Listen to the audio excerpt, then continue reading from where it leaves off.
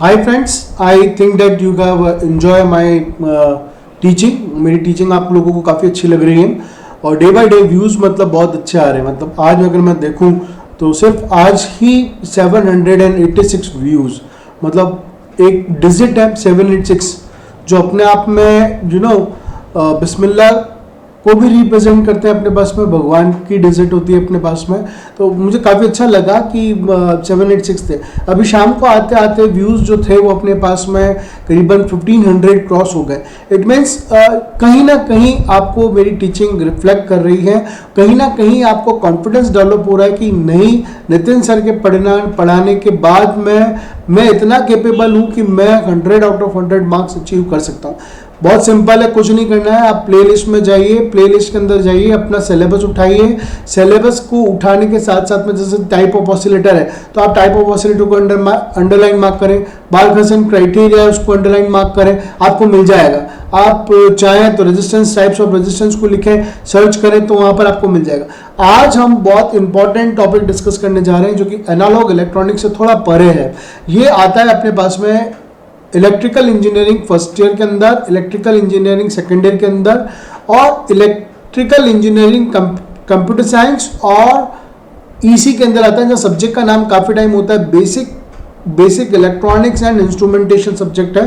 तो इंस्ट्रूमेंटेशन में जब वर्ड आया इसका मतलब कोई ना कोई मेजरिंग डिवाइस है, उसको हम क्या बोलेंगे अपने पास में, इंस्ट्रूमेंटेशन का पार्ट बोलेंगे। अब कोई ना कोई मेजरिंग डिवाइस की जब बात होती है तो क्या होता है मेरे पास में, या तो मेरे पास में CRO होता है जिसको अपन बोलते हैं कैथोड रे ऑसिलोस्कोप, जिसके थ्रू अपन क्या करते हैं, टाइम जो होता है वो x एक्सिस के ऊपर होता है और एम्पलीट्यूड जो होता है वो y एक्सिस के अंदर होता है, वो रिप्रेजेंट करके देते हैं। CRO का जो एडवांस वर्जन होता है उसको अपन बोलते हैं DSO का मतलब है डिजिटल स्टोरेज ऑसिलोस्कोप। ध्यान रखना, जब भी आप क्वेश्चन अटेंड कर रहे हैं तो CRO पूछेगा तो आपको हेडिंग पे लिखना पड़ेगा कि CRO का मतलब होता है कैथोड रे ऑसिलोस्कोप। काफी लोग क्या ऑसिलेटर पढ़ते हुए आते हैं तो क्या बोलते हैं, कैथोड रे ऑसिलेटर। गलत है भाई, जागो प्लीज, वापस सुनो। CRO का मतलब होता है कैथोड रे ऑसिलोस्कोप। यहाँ मैं आपको ये 3 क्वेश्चन इंपॉर्टेंट है, CRO, DSO और स्पेक्ट्रम एनालाइजर। तो यहाँ मैं 3 की जब बात कर रहा हूँ तो कोई भी क्वेश्चन अपने पास में एग्जाम में आ सकता है, लेकिन स्पेक्ट्रम एनालाइजर ने एक अपनी अलग जगह बना रखी है, क्योंकि लोगों को पता है कि DSO और CRO को तो हम लैब के अंदर काफ़ी टाइम यूज़ करते रहते हैं, लेकिन स्पेक्ट्रम एनालाइजर जो है वो सिर्फ और सिर्फ कम्युनिकेशन लैब के अंदर, antenna and wave propagation lab के अंदर है ना, जहाँ रेडियो फ्रिक्वेंसीज काम आ रही होंगी अपने पास में, वहाँ पर अपने पास स्पेक्ट्रम एनालाइजर यूज़ होगा अपने पास में। जहाँ गीगाहर्ट्ज़ की फ्रिक्वेंसीज जो होंगी वहाँ पर अपने पास में उसके स्पेसिफिकेशन के कॉरस्पॉन्डिंग उसको अपन यूज करेंगे। So without wasting the time let's start about the spectrum analyser, क्या है, क्यों है और कैसा है अपने पास में। सो बात करें अपन किसकी, स्पेक्ट्रम एनालाइजर की। अगर मैं बात करता हूँ तो स्पेक्ट्रम एनालाइजर क्या है, ये जो नीचे दिख रहा है अपने पास में बड़ा सा जो मैंने एक फोटोग्राफ लगाया है, इसको आपको एग्जाम में नहीं बनाना हो, ध्यान रखना। इसमें बस ये पैनल है, इस पैनल में आपको रिप्रेजेंट कर रखा है कि भाई यहाँ पर जो है वो क्या है, यहाँ पर जो है वो क्या होगा, कंपनी नेम हो जाएगा अपने पास में। यहाँ जो है अपने पास में क्या होगा, स्पेसिफिकेशन आ जाएंगे, ठीक है, स्पेसिफिकेशन आ जाएंगे। ये जो विंडो दिख रही है अपने पास में, ये जो विंडो है, इस विंडो के अंदर अपने पास में क्या होंगी, सारी वेवफॉर्म्स आएंगी। यहाँ पर अपने पास में क्या हो रहा है, सारे ऑपरेटिंग बटन्स हो गए, ठीक है। यहाँ अपन मेजरमेंट कर सकते हैं। अब लेकिन स्पेक्ट्रम एनालाइजर है क्या चीज़ अपने, what do you mean by spectrum analyser. So the electronic instrument है, सबको दिख रहा है सामने से कि इलेक्ट्रॉनिक इंस्ट्रूमेंट है। तो क्या मैं CRO और DSO के लिए भी लिख सकता हूँ कि हाँ देखो, अगर आपको एग्जाम में क्वेश्चन कम आ रहा है और अगर आपको लाइनें बढ़नी है और कहीं गलत लाइन नहीं लिख रहे अपने पास में, तो उसमें आप लिख सकते हो the electronic instrument use for analysing wave in time domain. अगर ये टाइम डोमेन का, अगर टाइम डोमेन में अगर मैं बात करता हूँ तो टाइम डोमेन में ये CRO और DSO यूज होंगे अपने पास में। वहीं अगर अपन बात करते हैं किसकी, टाइम डोमेन की नहीं बात करके अपन किसकी बात करते हैं, फ्रीक्वेंसी डोमेन के अंदर बात करते हैं। किसके अंदर बात करो, frequency domain. Use for analysing wave मतलब आपकी कोई भी वेवफॉर्म हो सकती है, चाहे वो साइनोसोडल वेवफॉर्म हो अपने पास में या साइनोसोडल वेवफॉर्म का कोई कंपोनेंट हो अपने पास में। तो इन सब वेव को मेजरमेंट करना है किसके अंदर, फ्रीक्वेंसी डोमेन के अंदर, तो उसको अपन क्या बोलते हैं, स्पेक्ट्रम एनालाइजर।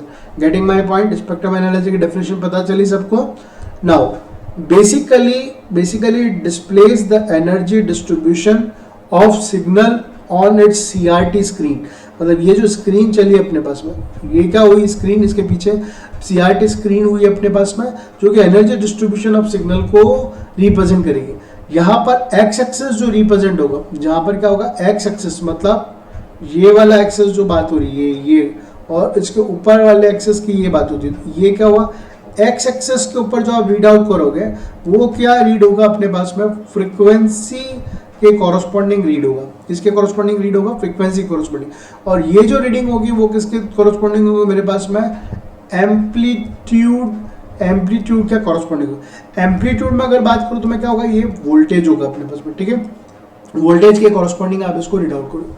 यहाँ तक किसी को कोई दिक्कत है क्या, नहीं। अगर किसी को कोई दिक्कत है तो प्लीज मेंशन करो, एक बार चैट के अंदर या कमेंट के अंदर अपने पास में रिप्रेजेंट करो कि भाई ये दिक्कत है, और ये दिक्कत आने की जरूरत नहीं है। अपने पास में क्या बोल रहे हैं कि भाई स्पेक्ट्रम एनालाइजर भी एक इलेक्ट्रॉनिक इंस्ट्रूमेंट है जो क्या कर रहा है अपने पास में फ्रीक्वेंसी डोमेन के अंदर अपने पास में मेजरमेंट्स को लेके चलता है।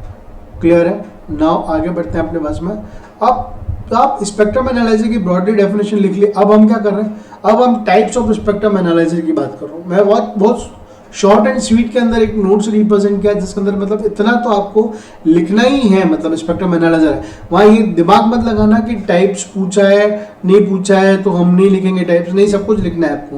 So type of spectrum analyser को अगर अपन क्लासीफाइड करें तो ब्रॉडली 2 टाइप्स में स्पेक्ट्रम एनालाइजर है।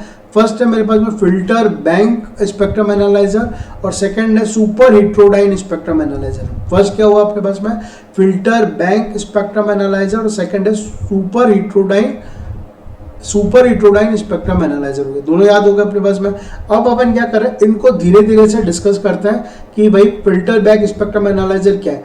एक बात ध्यान रखना अपने पास में, जब भी आप स्पेक्ट्रम एनालाइजर DSO या CRO का अगर क्वेश्चन अटेम्प्ट करते हैं तो वेरी इंपॉर्टेंट क्या है मेरे पास में, ब्लॉक डायग्राम बनाना जरूरी है। ब्लॉक डायग्राम आपको ड्रॉ करना बहुत जरूरी है। अगर ब्लॉक डायग्राम अगर आपने ड्रॉ नहीं किया है तो सपोज 10 मार्क्स का क्वेश्चन है, फाइन, और आपने सिर्फ थ्योरी एक्सप्लेन कर दी तो एग्जामिनर आपको 5 के ऊपर नहीं दे सकता है। अगर आपने डेफिनेशन लिखी है, आपने टाइप्स बताए हैं, एप्लीकेशंस बताए हैं और ब्लॉक डायग्राम बनाए, जितने ज़्यादा ब्लॉक डायग्राम होंगे उतने ज़्यादा मार्क्स हैं, तब आप 10 आउट ऑफ 10, और डिपेंड्स ऑन एग्जामिनर के ऊपर, अगर कहीं कोई मिस्टेक करते हो आप तो वो 9 मार्क्स दे सकता है। ठीक है, इतना तो मिलेगा ही मिलेगा अगर ब्लॉक डायग्राम बनाए। तो मॉरल ऑफ द स्टोरी है कि हमें फिल्टर बैंक स्पेक्ट्रम एनालाइजर को एक्सप्लेन करते करते इसका ब्लॉक डायग्राम भी एक्सप्लेन करना है। ठीक है, the spectrum analyser used for analysing the signals are of audio frequency range is called filter bank spectrum analyser और रियल टाइम स्पेक्ट्रम एनालाइजर है। ठीक है, मतलब क्या, अगर ये फिल्टर बैंक स्पेक्ट्रम एनालाइजर जो है, ये स्पेक्ट्रम एनालाइजर कहाँ यूज हो रहा है मेरे पास में, ऑडियो फ्रीक्वेंसी रेंज के लिए यूज हो रहा है। फर्स्ट थिंग हो गई, ऑडियो फ्रीक्वेंसी रेंज के लिए काम आ रहा है। सेकंड क्या है, रियल टाइम स्पेक्ट्रम एनालाइजर है, because it shows displace any variation in all input frequencies है। जितने भी इनपुट फ्रीक्वेंसीज में वेरिएशन है उनको ये आसानी से क्या करता है, शो कर देता है। नाउ अब कहाँ मूव करें अपने पास में, the block diagram of filter bank spectrum analyser का ब्लॉक डायग्राम है। देखो बहुत इजीली आपको याद करवा रहा हूँ क्योंकि बहुत सारे इनपुट वेरिएशंस की बात हुई थी ना आपके पास में।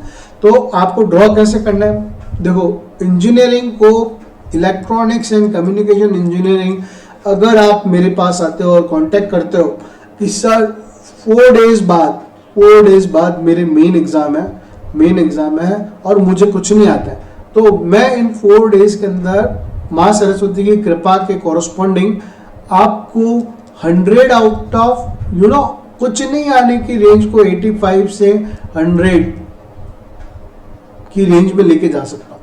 डिपेंड्स कि मेरे साथ में आपको क्या है, मेहनत करनी पड़ेगी अपने पास। क्लियर है, तो आप ऐसा मैं काफ़ी यूनिवर्सिटीज जीटीयू के अंदर मैं प्ले कर चुका हूँ, तमिलनाडु से मेरे पास बच्चे आए हुए हैं, केरल से काफ़ी बच्चे आए हुए हैं। तो उनको याद कराने का तरीका कैसा, ये एक स्टैंडर्ड तरीका है कि भाई ये फिल्टर बताया, डिटेक्टर बताया, इलेक्ट्रॉनिक स्विच बना, रैम जनरेटर लगा। लेकिन क्या है, उनको याद कराने के लिए कैसे करना पड़ता है, फिल्टर बैंक को फटाफट याद करवाना है सर। तो फटाफट मतलब एग्जाम के 2 मिनट पहले अगर आपको ब्लॉक डायग्राम याद करना है तो क्या बोलेगा बंदा, देख एक इनपुट होता है, ठीक है, एक इनपुट होता है, दूसरा क्या होता है मेरे पास में आउटपुट होता है, ठीक है। इनपुट क्या हुआ, यहाँ से सिग्नल इनपुट गए अपने पास में जो भी मेजरमेंट कर रहे हैं, आउटपुट जो है वो क्या हो रहा है, सीआरओ जो मतलब इसका स्पेक्ट्रम एनालाइजर जो है उसकी स्क्रीन के ऊपर क्या आएगा अपने पास में, आउटपुट रिप्रेजेंट करेगा मेरे पास में। तो एक इनपुट एंड आउटपुट हो गया, ठीक है। अब क्या कर रहा हूँ मैं, इनपुट के अंदर बहुत सारी फ्रिक्वेंसीज हैं, ठीक है। तो मैं लिख रहा हूँ filter 1, filter 2, filter 3 dash dash dash filter N,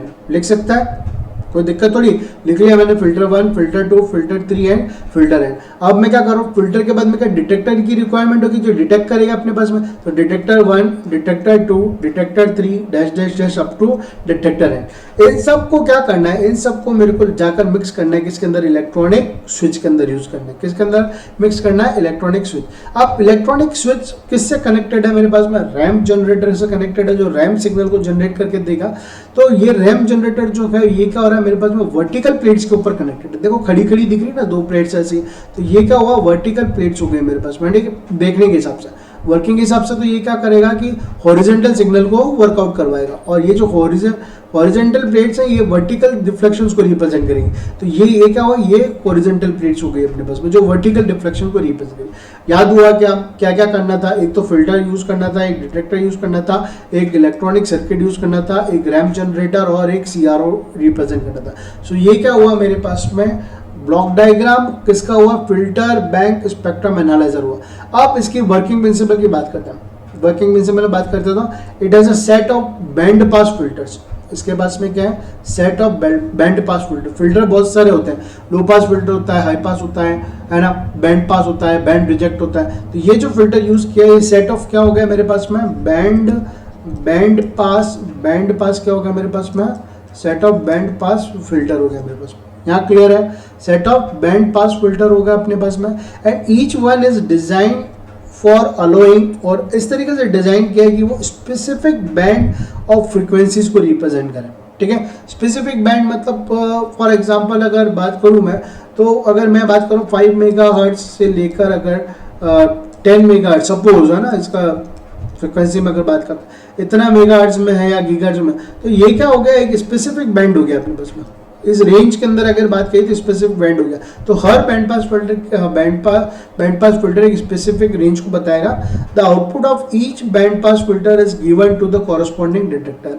बात क्लियर हो गई कि देखो हम क्या करना है, सिर्फ ब्लॉक डायग्राम को एक्सप्लेन करना है। ब्लॉक डायग्राम को एक्सप्लेन करना मतलब क्या करना है अपने पास में कि ये फिल्टर है, फिल्टर का ये इनपुट आया अपने पास में, और इस फिल्टर का जो आउटपुट आ रहा है वो किस में जा रहा है मेरे पास में, डिटेक्टर। तो अपन ब्लॉक डायग्राम से लिख सकते हैं कि फिल्टर का जो आउटपुट है वो किसके अंदर जा रहा है, डिटेक्टर के अंदर जा रहा है। अब डिटेक्टर का क्या काम है अपने पास में, all the detector outputs are connected to electronic switches.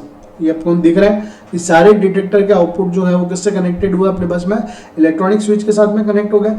This switches allows the detector output sequentially to vertical deflection plate of CRO, ठीक है। ये vertical deflection plate of CRO के ऊपर जाएंगे। So the CRO displays the frequency spectrum of audio frequency signal on CRT screen है। Clear है, तो ये क्या करेगा, सीआरटी स्क्रीन के ऊपर ऑडियो फ्रीक्वेंसी को क्या करेगा, रिप्रेजेंट करेगा।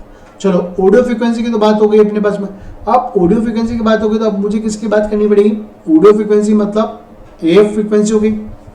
एएफ का मतलब क्या बोला अपन ने, एएफ का मतलब क्या बोला अपन ने,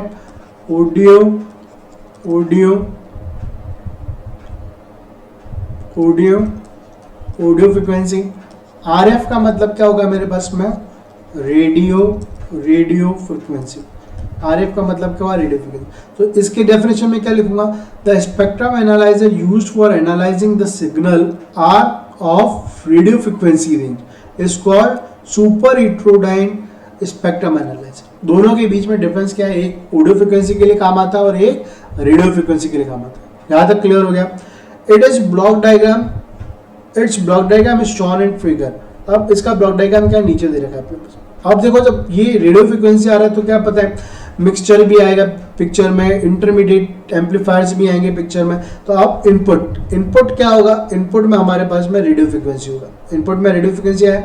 अब क्या बनेगा, एट्यूनेटर। इनपुट एट्यूनेटर का क्या काम होता है, अगर मान लो कि कोई सपोज ज़्यादा सिग्नल है तो उसको बैलेंसिंग करने के लिए एटीट्यूड करके देगा, एट्यूनेट करके देगा अपने पास में, ताकि स्पेक्ट्रम एनालाइजर उसको रीड आउट कर सके। एलपीएफ का मतलब होता है अपने पास में लो पास फिल्टर। एलपीएफ का लो पास फिल्टर से सिग्नल गया किसके अंदर गया, अपने पास में मिक्सचर के अंदर गया। ठीक है, मिक्सचर जो है, मिक्सचर के अंदर क्या मिक्स हो रहा है, एक तो ये इनपुट सिग्नल आ रहा है जो लो पास फिल्टर से आ रहा है वो, और एक वोल्टेज ट्यून्ड ऑसिलेटर जो है ये क्या कर रहा है, अपने पास में एक सिग्नल जनरेट करके दे रहा है इस मिक्सचर के लिए। और voltage tuned amplifier tuned oscillator sweep generator के थ्रू जनरेट करके दे रहा है। ठीक है, तो ऊपर अगर देखें अपने पास में, ऊपर अगर अपन देखते हैं तो ऊपर अपने पास में क्या रहा था, रैंप जनरेटर था। ठीक है, यहाँ जो अगर बात करें तो यहाँ पर क्या हो रहा है, स्वीप जनरेटर का सर्किट लगा हुआ है। ये किसके पास में जाएगा, अपने पास में इंटरमीडिएट फ्रिक्वेंसी एम्पलीफायर को जाएगा। फिर डिटेक्टर कहाँ जाएगा, सीआरओ के ऊपर, और यहाँ पर क्या होगी अपने पास में फ्रीक्वेंसी के कॉरस्पॉन्डिंग अपने पास में डिस्प्ले होंगी चीजें। सो अब इसकी वर्किंग देख लेते हैं अपने पास में क्या है। तो मेन क्या हो रहा है अपने पास में, द आरएफ सिग्नल जो अपन इनपुट में दे रहे हैं जिसको एनालाइज करना है, इज अप्लाइड टू क्या कर रहे हैं अपने पास में, इनपुट एट्यूनेटर के ऊपर। ये देखो अपने पास में इनपुट एट्यूनेटर के अंदर दिया अपन ने। Now if the signal amplitude is too large, जो मैंने बोला ना अगर बहुत ज्यादा है सिग्नल एम्पलीट्यूड तो it can be attenuated by the input attenuator. जैसे एम्पलीफायर होता है ना, एम्पलीफायर जो होता है उसका जो अपोजिट है वो क्या होता है अपने पास में, एट्यूनेटर होता है। एम्पलीफायर का जो अपोजिट है वो एट्यूनेटर। अगर एम्पलीफायर सिग्नल का एम्पलीट्यूड इंक्रीज करता है तो एट्यूनेटर सिग्नल का एम्पलीट्यूड सर्टेन जितनी रिक्वायरमेंट है उससे उसको क्या करता है, डिक्रीज करके देता है। नाउ क्या लो पास फिल्टर की बात करते हैं। Low pass filter allows only the frequency component that are less than the cut off frequency. जो भी कट ऑफ फ्रीक्वेंसी आपने डिसाइड करी है उससे लेस देन सिग्नल को ही वो आपको अलाउ करेगा। सपोज मानो कि फॉर एग्जांपल के लिए अपन बात करते हैं कि सपोज मैंने 5 मेगाहर्ट्ज लो पास फ्रीक्वेंसी लिया या 50 मेगाहर्ट्ज लो पास कट ऑफ फ्रीक्वेंसी ली है, तो 50 के नीचे वाली तो सारी फ्रीक्वेंसी पास हो जाएगी, लेकिन 50 के ऊपर वाली कोई भी फ्रीक्वेंसी अपने पास नहीं होगी। नाउ मिक्सचर की बात करें तो मिक्सचर क्या हो रहा था, मिक्सचर के अंदर दो चीज़ें आ रही हैं। मिक्सचर के अंदर अपने पास में एक तो आ रहा है मेरे पास में क्या, लो पास फिल्टर का इनपुट आ रहा है, और एक आ रहा है वोल्टेज ट्यून्ड ऑसिलेटर का इनपुट आ रहा है। तो मिक्सचर क्या करेगा अपने पास में कि मिक्सचर गेट्स इनपुट फ्रॉम कहाँ से, low pass filter and voltage tuned oscillator है। It produce an output which is the difference of frequencies of two signals that are applied है। मतलब दो सिग्नल जो अप्लाई करिए उनकी फ्रीक्वेंसी का डिफरेंस आकर ये शो करेगा। आईएफ मिक्सचर जो होता है, एक्चुअली में मिक्सचर जो होता है वो दो सिग्नल को, मत सपोज अगर एक सिग्नल ए है और एक सिग्नल बी है तो उसको प्लस या माइनस करने का काम करता है। ठीक है, यहाँ पर क्या हो रहा है, दो फ्रीक्वेंसीज के डिफरेंस को माइनस कर रहा है अपने पास। आईएफ एम्पलीफायर की अगर बात करते हैं तो एम्पलीफायर है, इसको इंटरमीडिएट फ्रीक्वेंसी बोलते हैं, और ये कहा जा रहा है आउटपुट ऑफ मिक्सचर का जो आउटपुट है उसके इनपुट में आईएफ एम्पलीफायर आ रहा है। So the amplified IF signal is applied to कहाँ जा रहा है अपने पास में, डिटेक्टर के पास में जा रहा है। वो किसके पास में जा रहा है मेरे पास में, डिटेक्टर के पास में। यही बात करी कि मिक्सचर का इनपुट जो है वो आईएफ एम्पलीफायर में गया, आईएफ एम्पलीफायर का जो आउटपुट है वो डिटेक्टर के इनपुट में गया। क्लियर है, फाइन।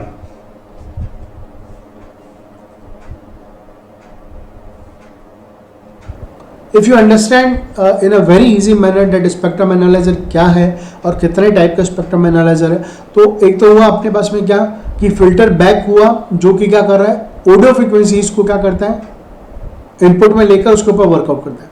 अब रेडियो फ्रीक्वेंसीज की बात होगी तो कौन सा होगा, सुपर हिट्रोडाइन टाइप का स्पेक्ट्रम एनालाइजर होगा। अगर आपको वाकई में अच्छी लगी टीचिंग और बहुत स्लो मैनर में अगर अपन चल रहे हैं, वर्ड टू वर्ड चल रहे हैं, तो please subscribe my channel, share with your hostel students, share with your your city. Some of you are from Jaipur, some of you are from Sikar, some of you are from Delhi, some of you are from Bangalore, some of you are from Mumbai, some of you are from Jammu Kashmir, so some of you are from Uttar Pradesh. So you can share in your state. ये देखो भाई, engineering इतना tough नहीं है, electronics बहुत easy है. अगर हम नितिन सर के साथ में बने रहे तो कहीं नंबर नहीं गए हमारे, full out of full marks आएंगे. तो आप शेयर करो, सब्सक्राइब करो और लाइक करो और कमेंट सेक्शन में लिखें कि कौन सा टॉपिक में आप परेशानी है. तो मैं अपना व्हाट्सअप नंबर दे देता हूँ, तो आप कमेंट सेक्शन के अंदर अपने पास में व्हाट्सअप नंबर के ऊपर भी अपना टॉपिक, अपना स्टेट, अपनी कंट्री का नाम डालकर और बोल सकते हो कि sir can you clear this topic. तो मैं आपको वो क्लियर करवा दूंगा विद इन 24 आवर्स के अराउंड के अंदर. क्लियर है? On my YouTube channel. So the output of detector is given to the vertical deflection plate of CRO. तो ये कहाँ CRO पे गया, तो CRO क्या डिस्प्ले करेगा, frequency spectrum of RF signal on its CRT screen. So अब क्या करें अपने बस में, अब बात आ रही है अपने बस में. So we can choose a particular spectrum analyser based on frequency range of the signal to be analyser. अब बहुत सारे आते हैं ना स्पेक्ट्रम एनालाइजर. अब आपको कौन सी रेंज के लिए चाहिए, मैंने एग्जांपल दिया कि भाई 50 मेगाहर्ट्ज की बात करी, कोई गीगाहर्ट्ज के अंदर भी डील करना चाहता है तो कुछ वो भी आता होगा अपने पास में. तो इस तरीके से अपन ने क्या किया कि पूरा स्पेक्ट्रम एनालाइजर क्या है उसके बारे में अपन ने डिटेल डिस्क्रिप्शन किया. So hope you have understand about the spectrum analyser. बने रहें, जुड़े रहें और नंबरों के साथ में कॉम्प्रोमाइज ना करें और इवन कंसेप्ट के साथ में दिक्कत नहीं होनी चाहिए. कंसेप्ट सारे आपके मैंने क्लियर करता हुआ चला हूँ कि कैसे काम करना है. सर 2 ब्लॉक डायग्राम बनाने पड़ेंगे, बिल्कुल बनाने पड़ेंगे अपने पास में, और बहुत इजीली मैंने आपको एक्सप्लेन किया कैसे बनते हैं, तो आपको दिक्कत नहीं आनी चाहिए. मिलते हैं अपने पास में नेक्स्ट लेक्चर के अंदर. सो तब तक के लिए कीप लर्निंग, और कोई दिक्कत हो तो प्लीज़ आप YouTube के ऊपर भी कमेंट डाल सकते हैं अपने पास में कमेंट सेक्शन में कि भाई ये वाला प्रॉब्लम है, ये टॉपिक अपने पास में दिक्कत है, तो मैं आपको YouTube के थ्रू डिस्कस कर लूँगा. इवन कोई अगर ऑफलाइन भी आना चाहे कि नहीं सर वो जो आप कह रहे हो ना कि 4 घंटे पहले भी या 10 घंटे पहले भी आप मतलब इलेक्ट्रॉनिक का कोई भी सब्जेक्ट ले सकते हैं, तो प्लीज़ आप ऑफलाइन भी कांटेक्ट कर सकते हैं अपने पास में. तो मैं आपको शेयर कर देता हूँ मेरी पूरी कॉन्टैक्ट डिटेल्स की, क्या क्या मेरी कॉन्टैक्ट डिटेल्स हैं. तो अगर बात करें अपने पास में तो व्हाट्सअप नंबर जो है अपने पास में, व्हाट्सअप नंबर है. ऑफलाइन कांटेक्ट करना है या ऑनलाइन कांटेक्ट करना है ताकि डाउट्स क्लियर हो जाए, तो व्हाट्सअप नंबर जो है वो मेरे पास में व्हाट्सअप मोबाइल नंबर जो है वो अपने पास में 8829961102 है अपने पास में. और अगर आप मेल ड्रॉप करना चाहते हैं पर्टिकुलरली कि भाई इस तरीके से प्रॉब्लम रिजॉल्व हो, तो मेल आईडी अपने पास में डॉक्टर नितिन कुठारी 4@gmail.com, और ये gmail.com हो गया. अगर आप रोज के 3 कंसेप्ट 3 मिनट्स में कवर करना चाहते हो, अगर रोज के 3 कंसेप्ट 3 मिनट्स में अगर आप कवर करना चाहते हो, रोज के 3 कंसेप्ट, तो रोज के 3 कंसेप्ट अगर आप 3 मिनट्स में कवर करना चाहते हो तो वो होगा, ये एक बार देख लीजिए आप स्क्रीन पे आए, शायद नंबर उस समय नहीं आया था तो अभी आ गया. मोबाइल नंबर 8829961102, ईमेल एड्रेस हो गया अपने पास में. एंड रोज के 3 कंसेप्ट 3 मिनट्स में, 3 मिनट्स इंजीनियरिंग ओनली अगर बात करते हैं तो आप फेसबुक पे कांटेक्ट कर सकते हो nitin.kuthari.148. यहाँ आपको आप सिर्फ मेरी प्लेलिस्ट में जाओ, आपको इलेक्ट्रॉनिक एंड कम्युनिकेशन इंजीनियरिंग से लेकर कंप्यूटर साइंस इंजीनियरिंग से लेकर आर्टिफिशियल इंटेलिजेंस और डेटा साइंस इंजीनियरिंग, सब चीज़ें आपको क्या होंगी अपने पास में अवेलेबल होकर चलेंगी। क्लियर है? सो कहीं भी लीकिंग हो रही है तो प्लीज कांटेक्ट करो, और प्लीज इंतजार मत करो कि पेपर देंगे क्या रिजल्ट्स आएगा। वो नहीं नहीं नहीं नहीं, इंजीनियरिंग में अगर आपको एक बार बैकलॉग लग गई, मतलब अगर आप किसी भी एक सब्जेक्ट में फेल हो गए, आपके लिए बड़ी इंडस्ट्रीज के ताले बंद हो जाएंगे। जैसे सपोज जब इलेक्ट्रॉनिक्स की बात करता हूं तो आपके कॉलकॉम्स जो बहुत बड़ी कंपनी है वहां के ताले बंद, केडेंस के ताले बंद, यहाँ आप यूएस तक जा सकते हो अपने पास में, समझ में आ रहा है? फॉरेन में आपकी जॉब लग सकती है, लेकिन आपकी एक छोटी सी केयरलेस हरकत की वजह से आप लैग कर जाओगे। तो ये मेरा मोटिवेशन स्पीच है जिसके अंदर आपको ध्यान रखना है कि आपको आपके इंजीनियरिंग के परसेंटेज एटलीस्ट 80 से 99 की रेंज के बीच में लेके चलना है, चाहे वो आईआईटी हो चाहे एनआईटी हो, क्योंकि मेरे इस यूट्यूब चैनल के ऊपर मैक्सिमम जो कंटेंट आ रहा है वो आईआईटी को एड्रेस किया हो रहा है। फिर उसके बाद में हमने जो कंटेंट डिलीवर किया है वो एनआईटी और फिर बिट्स, इन तीन को टारगेट करके चलाऊं। इस इनको टारगेट करने से क्या है कि मेरे पास में दूसरे स्टेट्स के जो आरटीयू है, जीटीयू है, या फिर सपोज कोई गवर्नमेंट बेस्ट इंजीनियरिंग कॉलेज है ना, तो वहां के सिलेबस भी अपने पास में क्या हो जाते हैं, कवर हो जाते हैं अपने पास। क्लियर है?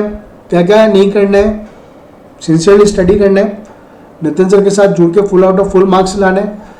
नेक्स्ट, बैकलॉग्स नहीं होनी चाहिए, 80 से 99 के बीच की रेंज होनी चाहिए, और कंसेप्ट क्लियर होने चाहिए, क्योंकि कंसेप्ट क्लियर होंगे तभी आप वापस क्या होगा, गेट एग्जाम फाइट करोगे। ठीक है ना? और गेट एग्जाम फाइट होने से आप एमटेक और काफी इंडस्ट्रीज के अंदर एलिजिबल हो जाते हो कि you are knowledgeable person. Clear है? बाय।